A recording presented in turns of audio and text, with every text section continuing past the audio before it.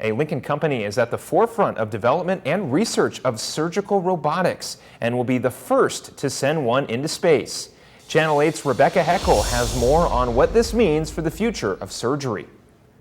Yeah, Phil, it used to be when you were going in for surgery, it meant cutting you open and having a long road to recovery. But virtual incision is looking to change that with minuscule robots that are minimally invasive and can travel anywhere, including the International Space Station. Shane Ferreter has been making robots since the 90s and is now teaching students at UNL about mechanical engineering. I grew up in a little town, Ravenna, in central Nebraska, where my parents owned a hardware store.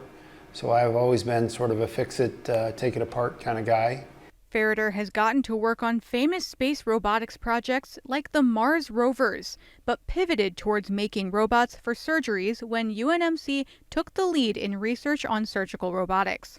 He teamed up with a surgeon to found Virtual Incision, a robotics company based in Lincoln. The first robots we made were not very good, of course. They looked more like Mars rovers. I made Mars rovers, he did surgery, we combined the two. But that got us going and got us on a good path. Meet the world's first miniaturized robotic assisted surgery platform, or MIRA for short. Ferreter and his team developed MIRA in the hopes of making surgery easier both in and out of a hospital, including space. NASA has taken an interest in MIRA, and the robot will be sent to the International Space Station in the next year. So the hope is that our robot will be up in the International Space Station and it'll be controlled from a ground station here on Earth. While the team is still figuring out how to make the connection between MIRA and its control station wireless, Ferreter says this is a huge step towards what's called telesurgery. And he's happy his previous work in space robotics is tying into his current research. And it's very nice to see the work we now do in medical robotics combined with what I've always done in space robotics, because in some ways it's a natural combination of the two.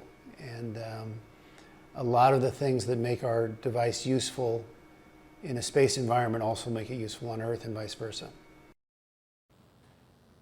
While MIRA is being sent to space, there are a lot of other uses for a small surgical robot on Earth. The Army has also taken an interest in Virtual Incision, developing these miniature robots with the hope of making surgery on the battlefield a safer and more reliable option.